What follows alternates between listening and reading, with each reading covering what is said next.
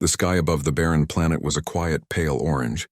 Dust hung in the air like a sleeping storm. Captain Mira Holt stood at the edge of the landing platform and watched as the small research team unloaded their equipment. Their ship had landed only an hour ago, and already the planet felt strange. Too still, too silent. Mira tightened her gloves and adjusted her breathing mask. "All right, team," she said over the comm line. "We have 6 hours before nightfall. Let's make it count. Scanners on. Stay together." "Copy that," replied Dr. Liam Chen, the team's science officer. He carried a large scanning unit, its lights flickering as it searched for energy signatures underground. "Readings are faint, but they're there. Something is buried deep." The planet known as Vethra 9 was a forgotten world. It was once the home of a powerful alien race, but their civilization had vanished thousands of years ago. Rumors in the research community spoke of their beauty and power, of a culture that shaped entire star systems. But now the planet was nothing but empty ruins. Mira led the way down a rocky slope. Wind whispered across the sand, brushing against the team's suits. As they approached the base of a mountain, Liam's scanner gave a loud, sharp beep. "There," he said, pointing to a jagged wall of stone. "The signal is strongest here. There's an opening, a cave system below." The team began to clear the entrance. They worked in silence, each movement slow and careful. No one liked the feeling this place gave them. It wasn't fear exactly, but something colder, like being watched. When the last stone was pushed aside, a dark tunnel opened before them. Mira aimed her helmet light into the cave. The light fell on smooth, carved walls covered in glowing markings. The symbols were unlike anything she had seen before. "Looks old," Liam whispered. "Old and dangerous," said technician Sarah Vale, shifting nervously. Mira gave a small smile. "That's why we're here. Let's move." The team stepped into the cave one by one. The air grew colder with every step. The further they went, the more the walls seemed to change. The carvings became clearer, almost alive. Some of the symbols pulsed faintly, like a heartbeat hidden beneath stone. About 30 meters in, the tunnel opened into a vast underground chamber. Massive pillars stretched up into the shadows. At the center stood a strange structure, half stone and half metal covered in vines of crystal. It looked like a throne or a cocoon. Liam walked closer, scanning the structure. "This is incredible. The energy coming from this thing, it's old but still active." Sarah swallowed. "I don't like this, Mira. We should log the coordinates and come back with more people." Mira shook her head slowly. "If we leave now, someone else will take the credit. We're careful, but we keep going." As Liam placed a hand on the metal surface, the air changed. A low hum filled the chamber. The symbols on the walls began to shine brighter. The ground trembled under their boots. "Back away," Mira shouted. Before they could move, the cocoon split open like a flower. A wave of cold air rushed out, carrying a smell like old metal and rain. From inside, something moved. A creature stepped forward. Its form was twisted and uneven. Its skin looked like cracked glass and molten rock. Long limbs bent at odd angles. Eyes, too many eyes, glowed with a faint blue light. Sarah gasped. One of the team members dropped a light. Mira stood still. The creature spoke, not with sound but inside their minds. The voice was heavy, layered, like many voices speaking together. Intruders. Or saviors. Liam stumbled backward. What is it?" "I don't know," Mira said softly. She took a step forward. The alien tilted its head. The movement was slow, graceful despite its monstrous body. The walls around them began to ripple with energy, showing flashes of cities, towers, and people of light. Images of a once great world. The alien's name echoed in their minds. Dalcora. Sarah raised her weapon. "Mira, we should get out of here now." "No," Mira said firmly. She didn't lift her gun. "It's not attacking." Dalcora moved closer, its many eyes focusing on her. Its form was frightening, but Mira didn't flinch. She had seen the ruins of 100 dead worlds. Fear would not help her now. She spoke aloud, her voice calm but strong. "We are explorers. We came to learn, not to fight." For a moment, nothing happened. Then a single voice, clearer than before, spoke in her mind. "You..." "Do not turn away," Liam whispered. "Mira, what are you doing?" She didn't answer. She could feel the alien's presence pressing against her thoughts, searching. Not with malice, but with curiosity, like a hand reaching through darkness.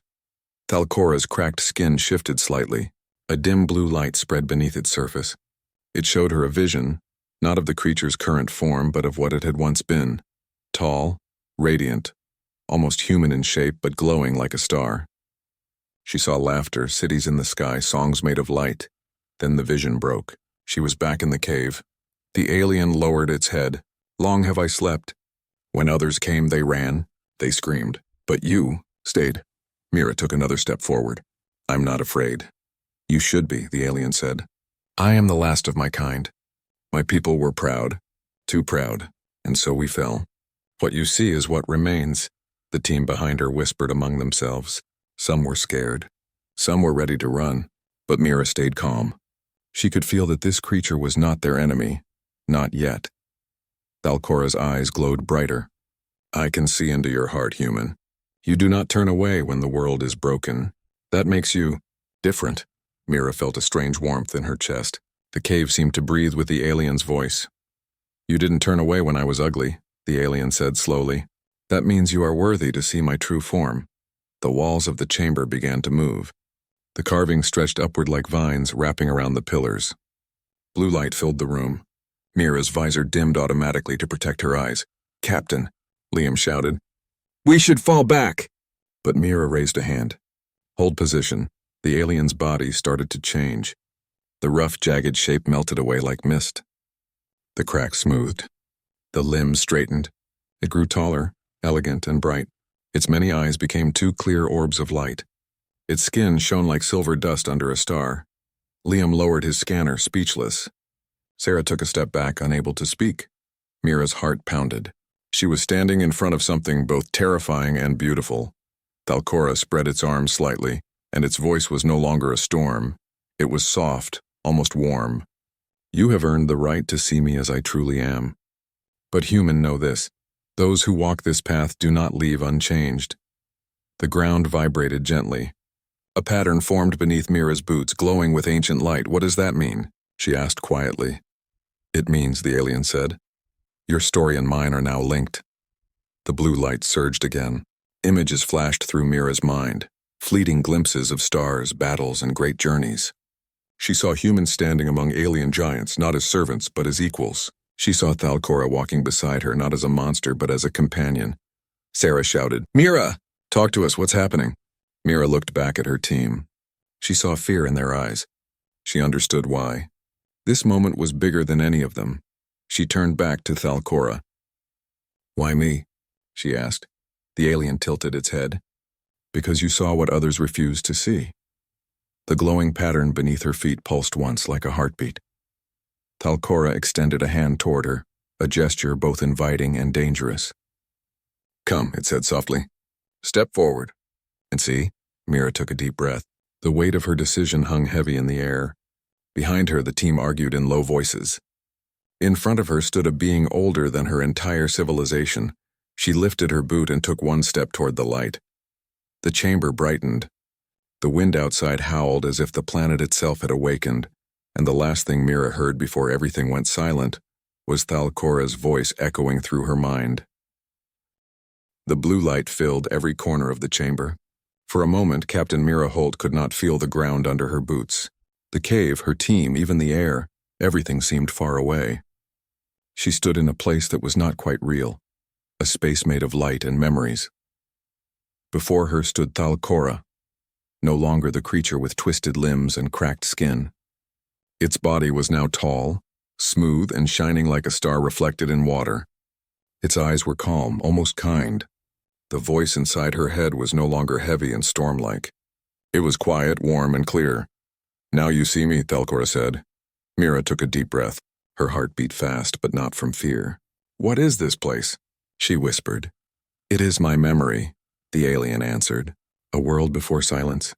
A world before I became what you saw. She looked around. Towers of silver light reached into a sky of soft gold. Beings that looked like Thalcora walked in harmony, their bodies glowing like living stars. Their world was beautiful, peaceful, strong. Then the sky darkened. She saw great ships, flames, falling cities. She saw pride turn to ruin. Your people were strong, Mira said softly. We were proud, Thalcora replied. We thought we could control the galaxy. We forgot kindness. We forgot to listen. And so we fell. Mira saw the last image, a single figure, Thalcora, standing alone in a burning world. Then everything around them faded back to the cold cave. She staggered slightly as she returned. Liam rushed forward and grabbed her arm. "Mira, are you okay?" "What happened?" Mira nodded slowly. "I saw its world. I saw everything." Sarah looked pale. "This is getting too strange. We need to leave." Before Mira could answer, Thalcora spoke again. The team heard it now, clear as if the voice was inside each of their minds. "You came here for answers. But I offer more than that. I offer a future." The walls pulsed with soft blue light. Symbols began to move like waves surrounding Mira. Liam tightened his grip on the scanner. "Mira, this thing might be trying to control you." "No," Mira said quietly. "It's not forcing me. It's showing me something." Thalcora stepped closer, though it no longer seemed threatening. "Human," it said, "you did not turn away when I was broken. That means your kind can see beyond fear. That is rare among the stars. Your people have not yet been blinded by power. You still have a choice." Mira looked into the glowing eyes of the alien. "What kind of choice?" "A bond," Thalcora replied. "If you accept, your mind will open to what I am. You will carry a part of my memory, my strength. You will guide your people to rise, not to fall as we did. But if you accept, you will never be the same again." Silence filled the chamber. Only the quiet hum of ancient energy remained. Sarah shook her head. "No. Mira, you can't. We don't know what it'll do to you." Liam stepped forward. "But what if it's real? What if this is something bigger than us?" Their words echoed through the cave, but Mira hardly heard them. She could feel Thalcora's presence around her like a soft wind. It wasn't pushing her. It was waiting. Mira remembered the images she had seen: towers, laughter, stars. She also remembered the fall, the arrogance that destroyed everything. If humanity ever reached the stars, they could make the same mistake. But maybe they didn't have to. Thalcora extended its hand again. "Your world is young," it said. "You have time to choose what you will become. Let me give you the key to the stars." Mira took a step closer. Her heartbeat slowed. The glowing pattern under her boots grew brighter. She could sense her team behind her, afraid, confused, but trusting her. They had followed her through storms and empty worlds. They would follow her still. "I'm not doing this for power," she said softly. "I'm doing it so humanity won't make the same mistake you did." Thalcora inclined its head. "Then you are ready." The light surrounded them both. Mira felt a gentle pull like a warm tide drawing her forward. When her hand touched Thalcora's, the world disappeared. She found herself floating among stars. Countless voices spoke, not words but feelings. Knowledge rushed into her mind. Maps of distant galaxies, forgotten histories, the rise and fall of ancient races. She saw how fragile and bright life was. She felt the weight of it, but it did not crush her. Thalcora's voice was beside her, steady and calm. "Do not fear the weight of the stars. It is not here to crush you. It is here to remind you who you are." Mira felt tears in her eyes, though she didn't know why. "I understand," she whispered. "Then it is done." The stars folded back into darkness. The cave returned. Mira stood tall, her breathing steady. A faint silver glow traced along the edges of her suit. Her team stared in silence. Liam's voice trembled. "Mira, what happened to you?" She smiled slightly. "I saw everything." Sarah stepped forward carefully. "Are you still you?" "Yes," Mira said. "But also more. I carry what Thalcora gave me. A memory of a world that fell. A warning for us." The alien's form dimmed slightly as if it had given away a part of itself. "I am the last of my kind," Thalcora said. "But now I am not alone." Mira looked up at the alien, and for the first time she saw not a monster, not even a god, but a companion. "We'll remember you," she said, "and we'll try to do better." Liam still looked unsure, but he lowered his scanner. Sarah sighed and looked around at the glowing chamber. It didn't feel as cold anymore. The alien stepped back. "This place will sleep again, but the bond remains. When your people are ready, they will find me." The light around the room slowly began to fade. The glowing symbols returned to still stone. The energy that once felt endless now felt like a soft whisper. Mira turned to her team. "Let's go home." The journey back to the surface felt different. The air seemed lighter, as if the entire world had taken a deep breath. Outside, the orange sky was calm. The team boarded their ship in silence, their minds full of questions they couldn't yet put into words. As the engines roared to life and the ship lifted off the ground, Liam finally spoke. "So what happens now?" Mira stared out the window at the fading shape of the planet. "We carry the truth, and maybe one day humanity will be ready." Sarah sat across from her, frowning slightly. "Do you trust it?" "That thing?" Mira thought for a moment. "It trusted me first." The ship broke through the thin atmosphere and rose into the quiet darkness of space. Stars filled the view, a field of endless lights. Inside Mira's mind, she could still feel Thalcora's presence. Not as a voice, but as a quiet light, like a lantern waiting in the dark. She closed her eyes and whispered to herself, "We won't turn away." Months later, on Earth, Mira stood before a panel of leaders and scientists. She spoke of what she had seen. At first, many doubted her. Some feared the power she carried. Some wanted to use it for control.